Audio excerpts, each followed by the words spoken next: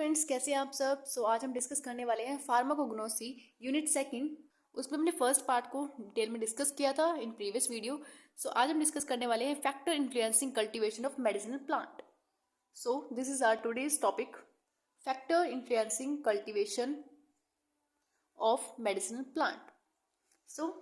कौन कौन से फैक्टर इफेक्ट करते हैं, इन्फ्लुएंस कर सकते हैं हमारे प्लांट्स को।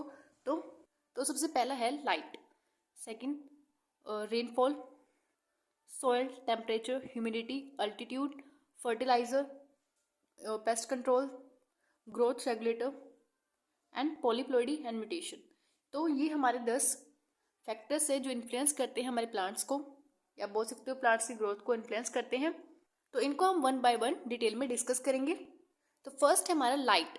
अब लाइट क्या होता है? अब जो लाइट हमारा होता है वो प्लांट का एक्सटर्नल सोर्स है। अब एक्सटर्नल सोर्स जो प्लांट का जो लाइट है वो है सन। अब सन से जो लाइट मिलती है प्लांट को, उसे वो फोटोसिंथेसिस करता है। अब जो फोटोसिंथेसिस रिएक्शन है वो कितनी इंपॉर्टेंट है आपको भी पता है।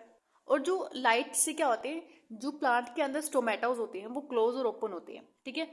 और भी काफी सारे फैक्टर्स होते हैं जो लाइट के थ्रू प्लांट के अंदर होते हैं, ठीक है। तो light is the only external source of energy for the continuation of life of a plant. अगर आप देखो, जो लाइट जो सोर्स है प्लांट के लिए वो सन है, ठीक है, यानी एक्सटर्नल सोर्स है। तो एक तरह से वो एनर्जी प्रोवाइड करता है प्लांट को, and it influences photosynthesis, opening and closing of stomata. जो स्टोमेटास होते हैं, ठीक है, उनकी ओपनिंग और क्लोजिंग में रिस्पॉन्सिबल कौन है? लाइट है। एंड प्लांट मूवमेंट्स, इसकी जो जितनी मूवमेंट्स होती हैं उसके अंदर, वो भी लाइट के थ्रू होती हैं। जो सीड की जर्मिनेशन होती है वो भी लाइट के थ्रू होती है। और फ्लावरिंग, सबसे इंपॉर्टेंट, फ्लावरिंग भी क्या होती है? अगर आप देखो तो पर्टिकुलर टेम्परेचर पर फ्लावरिंग क्या होते हैं, फ्लावर क्या करते हैं, फ्लावरिंग कर पाते हैं, ठीक है। और जो वेजिटेटिव ग्रोथ होती है वो भी, जैसे फॉर एग्जांपल ट्यूबर की फॉर्मेशन। ट्यूबर फॉर्मेशन क्या होती है? अगर आप पोटैटो में देखो तो उसमें ट्यूबर्स निकलते हैं, ठीक है, तो उसे बोलते हैं वेजिटेटिव ग्रोथ। तो वो भी कहीं ना कहीं लाइट के ऊपर डिपेंड करती है। नेक्स्ट हमारे पास है टेम्परेचर। टेम्परेचर क्या होता है? Major factor influencing the cultivation of medicine plant, यानी एक तरह से मेजर फैक्ट करता है वो। देखो, अगर हमारा टेम्परेचर डिक्रीज हो जाता है, ठीक है, तो उसमें क्या होता है, प्लांट्स के अंदर आइस के क्रिस्टल बन जाते हैं, ठीक है। तो जितनी भी उसके अंदर मूवमेंट्स वगैरह होती है वो अच्छे से नहीं हो पाती, ठीक है।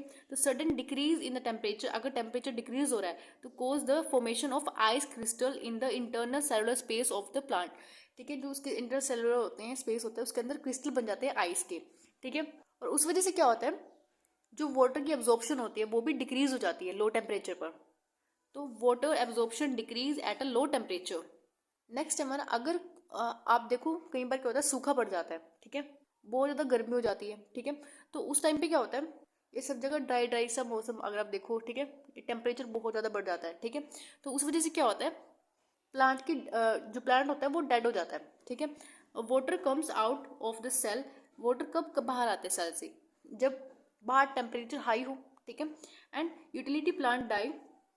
और देखो, जब भी अगर आप देखो, अगर आपके घर में प्लांट्स वगैरह होंगे तो कई बार क्या होता है, जब भी अगर आप उसमें गर्मियों के टाइम पे जब पूरी तरह से धूप हो रखी हो, तो अगर आप पानी नहीं देते हो तो उस वजह से क्या होता है, प्लांट धूप की जो इतनी सारी हीट होती है वो उस हीट को वो सहन नहीं कर पाता, ठीक है। तो उस वजह से क्या होता है, प्लांट पूरी तरह से सूख जाता है। और जब वो पूरा मुरझा जाता है तो उसके बाद क्या होता है, प्लांट जो सेल्स है वो डेड होना स्टार्ट हो जाती है, ठीक है। उसका जो पानी है, सेल्स का जो वाटर होता है उसके अंदर, वो सारा बाहर आना शुरू हो जाता है। तो water comes out of the cell and ultimately plant die due to the डॉट एंड डेसिकेशंस।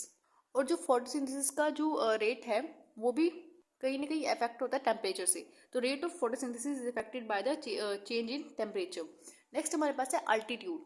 अल्टीट्यूड क्या होता है? जैसे अगर आप ज़्यादा हाई अल्टीट्यूड पे, यानी अगर आप पहाड़ों वगैरह पे जाओ तो वहाँ का अल्टीट्यूड हाई होता है, ठीक है। तो जब अल्टीट्यूड हाई होता है तो टेम्परेचर और जो प्रेशर, एटमॉस्फेयर प्रेशर होता है, एटमॉस्फेरिक प्रेशर, वो भी डिक्रीज हो जाता है, ठीक है। तो अल्टीट्यूड जितना हाई होगा तो टेम्परेचर और जो एटमॉस्फेरिक प्रेशर है वो भी क्या होगा, डिक्रीज होगा, ठीक है। और जो वाइंड की वेलोसिटी है और रिलेटिव ह्यूमिडिटी है, लाइट इंटेंसिटी है, वो भी इंक्रीज हो जाएगी। और जो क्लाइमेट की कंडीशंस होती हैं हाई, वो भी चेंज हो जाती हैं, ठीक है। Climatic conditions change with the height, जितनी हाइट अगर चेंज होती रहे तो वहाँ की क्लाइमेट कंडीशन है वो भी चेंज होती रहेंगी। तो जितनी क्लाइमेटिक कंडीशंस है चेंज होंगी, उतना ही जो वेजिटेटिव पैटर्न है वो भी चेंज होगा, ठीक है। अब जिसका एग्जाम्पल है पायरेथ्रम। पायरेथ्रम क्या होता है, जितना हाई अल्टीट्यूड होगा उतनी अच्छी यील्ड उसकी अच्छी होगी, यानी बेटर होगा, ठीक है। अब एग्जाम्पल यहाँ पे जैसे टी है, टी 9500 to 100 मीटर पर वो अच्छे से ग्रो कर पाता है, ठीक है। अब जो सिनेमन है वो 300,000 मीटर तक अच्छे से ग्रो कर पाता है। जो सेफ्रॉन है, सेफ्रॉन क्या होती है, एक तरह से वो भी हाई एल्टीट्यूड पर ग्रो होती है। नेक्स्ट हमारे पास है rainfall. Rainfall and snowfall have a large effect the climate condition, and rainfall flow into the rivers and lakes and percolates into the soil to form a groundwater and remaining is evaporated. अब जो जो हमारी reverse हैं, lakes हैं, जो rainfall होती है वो रिवर से होती है, ठीक है, या बोल सकते हो लेक्स होती है। अब जो जितना भी रेनफॉल होता है वो क्या कहाँ जाता है, अब सोइल में आएगा वो, ठीक है, पर्कुलेट हो गए। अब उसके बाद जो जितना बच जाता है वाटर, ठीक है, वो सारा इवेपोरेट हो जाता है, ठीक है। तो इस तरह से भी जो हमारा रेनफॉल है वो इफेक्ट करता है। और जैसे जितना जैसे रेनफॉल होता है, ठीक है, तो उस वजह से क्या होता है, तो सॉइल के अंदर मिनरल्स वगैरह होते हैं वो भी अच्छे से सोल्यूबल हो जाते हैं, ठीक है। और जब अच्छे से डिजोल्व हो जाएंगे सॉइल के अंदर तो प्लांट है वो अच्छे से टेक कर पाएंगे, ठीक है, न्यूट्रिशंस को। अब देखो जो minerals in the soil gets dissolve in water and are then the absorb by the plant. अच्छे से मिनरल्स अब्जॉर्ब होंगे, उसके बाद जो प्लांट है उसको अब्जॉर्ब कर लेगा मिनरल्स को, ठीक है। अब वाटर क्या करता है, उसकी जो मोर्फोलॉजिकल और फिजियोलॉजिकल आप बोल सकते हो कैरेक्टरिस्टिक्स होती हैं प्लांट की, वो भी इन्फ्लुएंस करता है, ठीक है। नेक्स्ट हमारे पास है सोयल। अब सोयल के ऊपर तो प्लांट पूरा तरह से बेस्ड होता है, ठीक है। सोयल क्योंकि सोयल के पास पूरे न्यूट्रिशन होते हैं, ठीक है, प्लांट को देने के लिए। तो soil is defined as a surface layer of the earth, ठीक है, जो सरफेस लेयर होती है अर्थ की उसको क्या बोलते हैं, soil, and formed by the weathering of rocks. And soil जो होती है contains the appropriate amount of nutrition, and उसमें ऑर्गेनिक मैटर भी होते हैं, एलिमेंट्स भी होते हैं, and increase the medicinal plant growth and quality, यानी जो मेडिसिनल प्लांट की क्वालिटी और ग्रोथ होती है उसको इंक्रीज करती है। And optimum soil condition including soil types, drainage, moisture retention, fertilizer and pH will be decided by the selected medicinal plant species और target medicinal plant part, ठीक है। अब जो सोयल जो हमारी होती है वो कई तरह की होती है। जैसे आप देखो सोयल क्या होती है, फर्स्ट हमारी जो है मिनरल मैटर जिसके अंदर होता है, सोयल एयर होते हैं, सोयल। देखो जो ये वाली क्लासिफिकेशन है ये है यानी उसकी सोयल के अंदर कौन कौन से कंपोनेंट हमारे पास होते हैं, ठीक है। अब हम सोयल की क्लासिफिकेशन आगे देखेंगे, ठीक है। तो जो हमारी सोयल्स होती है उसके अंदर मिनरल्स मैटर होता है, एयर होती है, वाटर भी प्रेजेंट होता है, ऑर्गेनिक मैटर और जो ह्यूमस होते हैं सब प्रेजेंट होता है, ठीक है, और जो ऑर्गेनिज्म होते हैं सोयल के अंदर, ठीक है, ये सब कंटेंट सोयल के अंदर प्रेजेंट होता है। तो अब देखते हैं हम क्लासिफिकेशन ऑफ सोयल। अब जो क्लासिफिकेशन ऑफ सोयल है वो 6 तरह की सोयल होती है, ठीक है। फर्स्ट हमारी clay, sandy, loamy soil, sandy soil and silt loamy और कैल्सिगेरस सोयल। फर्स्ट हम देखते हैं क्ले सोयल, यानी क्ले सोयल कैसी होती है।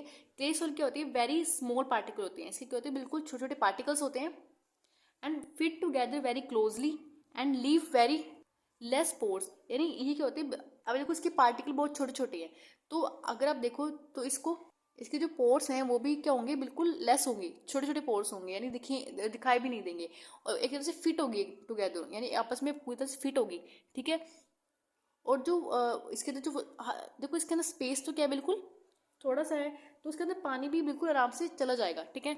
And fit together very closely to leave very less pore space and these space get filled up with the water very easily, ठीक है, क्योंकि इसके अंदर जो पोर्ट्स हैं वो बहुत कम है, ठीक है। And the soil have practically no air, कोई इसके अंदर एयर प्रेजेंट नहीं होती, and plant growing in this soil are not able to absorb water. अब जो प्लांट होते हैं वो अच्छे से वो वाटर को एब्जॉर्ब नहीं करते, जैसे राइस हो गया, ठीक है, सॉरी यहाँ पे राइस नहीं मतलब rich in the nutrient element, यहाँ पे जो इसके न्यूट्रिएंट एलिमेंट्स होते हैं वो रिच होते हैं, अच्छी खासे होते हैं मीन्स, ठीक है। नेक्स्ट हमारे पास है सैंडी सोयल। सैंडी सोयल में क्या होते हैं, लार्ज साइज के पार्टिकल होते हैं हमारे पास, इसमें जो पोर्स होते हैं वो भी क्या होते हैं, साइज में बड़े होते हैं, leave large pore space which do not have capillary action with the water is not retained by them. अब देखो इसमें क्या होता है, सैंडी, एक तरह से सैंड की बनी हुई क्ले, ठीक है, यानी एक सैंडी सोइल होती है। तो इसकी क्या होता है, लार्ज पार्टिकल होते हैं। अब लार्ज पार्टिकल होंगे तो जिसके जो पोर्स होंगे वो भी बड़े होंगे। तो इसमें क्या होता है, जो वाटर की जो एब्जॉर्बिंग पावर है अच्छी खासी होती है, पर जब जितना वाटर एब्जॉर्ब होगा उतना ही वाटर रिटर्न भी नहीं हो पाएगा इसके अंदर, यानी एक तरह से खड़ा नहीं हो पाएगा वाटर इसके अंदर। अब जब वाटर अच्छे से ऊपर नहीं टिक पाएगा तो वाटर नीचे जाएगा, ठीक है, तो वाटर ड्रेन हो जाएगा, ड्रेन ऑफ, यानी water quickly drain of and reach deep into the soil, यानी वाटर जो है वो पूरा नीचे तक चला जाएगा सोइल के अंदर। तो इस वजह से क्या होगा, जितनी ज़्यादा नीचे तक हमारा वाटर जाएगा उतनी नीचे तक जो रूट है वो स्प्रेड होंगी, ठीक है। As a result root spreads and also reach a great depth, यानी अच्छे से पूरी तरह ग्रेट डेप्थ में जाएंगी रूट हमारी, ठीक है। और जो सैंडी सॉइल होती है वो पुअर इन न्यूट्रिशन होती है, इसके अंदर इतना अच्छा खासा न्यूट्रिशन नहीं होता है, and decrease the fertile and plant growth, ठीक है, यानी प्लांट की ग्रोथ को भी कम कर देती है, ठीक है। नेक्स्ट हमारे पास है लेमी सॉइल। आप इसको बोल सकते हो लोमी सॉइल, ठीक है, लेमी सॉइल जो भी आपको बोला लोमी सॉइल बोल लो, ठीक है। तो लोमी सॉइल जो होती है मिक्सचर होता है क्ले और स्लिट का, क्ले स्लिट और सैंडी का मिक्सचर होता है, उसको क्या बोलते हैं, लोम, ठीक है। Loam is a very useful for growth, ये बहुत ही यूजफुल होती है ग्रोथ के लिए प्लांट के। और ये फर्टाइल सॉइल होती है because it contains nutrient elements is sufficient amount, यानी इसके अंदर बहुत सफिशिएंट अमाउंट में न्यूट्रिशन हमारे पास एलिमेंट होते हैं, ठीक है। नेक्स्ट हमारे पास decrease water retention capillary and appropriate amount of soil air in also present, and plants growing in the 100, sorry actually यहाँ पे 100 नहीं है, यहाँ पे लोम, ये लोम है, LOAM लोम, ठीक है। Plant growing in loam are vigorous and very high weight. Next हमारे पास है सैंडी लोम। सैंडी लोम क्या होती है, जो इसमें अमाउंट ऑफ सैंड होता है, सैंड के पार्टिकल्स होते हैं वो ज़्यादा होते हैं, ठीक है। The amount of sand particles is more than other type of loam, यानी जो हमारी लोम वाली सोइल थी, ठीक है, उससे ज़्यादा होते हैं पार्टिकल इसके अंदर। नेक्स्ट हमारे पास है silt loam. Silt loam is considered to be the most fertile as it contains more amount of organic substances than the other, यानी स्लिट की जो लोम है इसके अंदर हमारी जो ऑर्गेनिक सब्सटेंसेस होते हैं वो ज़्यादा होते हैं एज कम्पेयर टू अदर, ठीक है। नेक्स्ट हमारे पास है फर्टिलाइजर। अब फर्टिलाइजर क्या होते हैं, इसको 2 पार्ट्स में डिवाइड किया है। फर्स्ट हमारा है बायोलॉजिकल फर्टिलाइजर, नेक्स्ट हमारे पास केमिकल फर्टिलाइजर। बायोलॉजिकल में क्या होता है, मैनुअल और बायो फर्टिलाइजर। जो हमारी मैन्यूर होती है, मैन्यूर क्या होती है, खाद, आप देखते हो, ठीक है। जो हमारी मैन्यूर होती है वो 3 पार्ट्स में डिवाइड किया है उसको। फर्स्ट हमारी है फर्मयार्ड मैन्यूर, नेक्स्ट है कंपोस्टेड मैन्यूर, नेक्स्ट हमारे पास ग्रीन मैन्यूर, ठीक है। इसको हम एक डिटेल में अच्छे से जानेंगे। और जो हमारे केमिकल फर्टिलाइजर होते हैं वो होते हैं मैक्रोन्यूट्रिएंट्स और माइक्रोन्यूट्रिएंट्स। तो फर्स्ट हम देखते हैं बायोलॉजिकल ओरिजिन फर्टिलाइजर, यानी इसमें जो सॉइल होती है, soil is generally poor in organic matter and nitrogen. तो जो हमारी ये 2 तरह से होती है, फर्स्ट हमारे मैन्यूर्स यानी जो हमारे खाद वगैरह होते हैं, दूसरे हमारे पास बायो फर्टिलाइजर। तो फर्स्ट हम देखते हैं मैन्यूर्स क्या होती है हमारी, ठीक है। तो manure is a material which are mixed with the soil, ये हम सॉइल के साथ मिक्स करते हैं, ठीक है, and supply almost all the nutrients, जितने न्यूट्रिएंट्स होते हैं वो सब रिक्वायर होते हैं, required by the crop plant, ठीक है। And this result in increase in the crop production. और जो इसको भी 3 पार्ट्स में डिवाइड किया है। फर्स्ट हमारे पास है फर्मयार्ड मैन्यूर, कंपोस्टेड एंड ग्रीन, ठीक है। फर्स्ट हम देखते हैं फर्मयार्ड। फर्मयार्ड क्या होती है, this is a mixture of cattle dung, यानी जो हमारी कैटल जो होती हैं उसके जो गोबर होते हैं इसको बोलते हैं डग, ठीक है, dung. And remaining unused part of the plant like a stock feed to cattle. Next हमारे पास है composted mixture. This consist of mixture of rotted and और decomposed and useless part of the plant and animals, यानी जो plant decompose हो गए हों, ठीक है, प्लांट के कुछ पार्ट्स होते हैं जो डिकम्पोज हो जाते हैं, जो किसी यूज़ के नहीं होते, तो उससे हम मैन्यूर फॉर्म करते हैं। और एनिमल्स भी होते हैं, एनिमल्स भी हम कई बार यूज़ कर लेते हैं उसमें। नेक्स्ट हमारे पास है ग्रीन मैन्यूर। अब ग्रीन से समझ आ रहा है, यानी कुछ प्लांट्स वगैरह से रिलेटेड, ठीक है। अब जितने भी हमारे हर्बियस क्रॉप्स होती है उनसे बना देते हैं, ठीक है। It is a herbaceous crop ploughed under the mixture with the soil while still green to enrich the soil, and plant used as a green manure are often quick growing and add the both organic as well as nitrogen to the soil. और जो crop yield होती है इसके अंदर लगभग 30 to 50% increase होती है, ठीक है। नेक्स्ट हमारे पास है bio fertiliser. It can be defined as a biological active products as a bacteria, algae, fungi, which useful in bringing about soil nutrition and enrich soil nutrient and enrich, and these mostly include the nitrogen mixing microorganisms। जितने भी आपके देखोगे cyanobacteria हो गए, ठीक है। Cyanobacteria, rhizobium, जो राइबोसोबियम क्या करता है कि प्लांट को नाइट्रोजन प्रोवाइड करता है। नेक्स्ट हमारे पास है केमिकल फर्टिलाइजर। केमिकल फर्टिलाइजर क्या होते हैं, इनको 2 पार्ट्स में डिवाइड किया था। फर्स्ट था मैक्रोन्यूट्रिएंट्स और माइक्रोन्यूट्रिएंट्स, ठीक है। अब जो माइक्रोन्यूट्रिएंट्स होते हैं वो हमें ज़्यादा अमाउंट में प्रोवाइड करने होते हैं, और जो माइक्रो होते हैं वो कम अमाउंट में हमें प्रोवाइड करने होते हैं।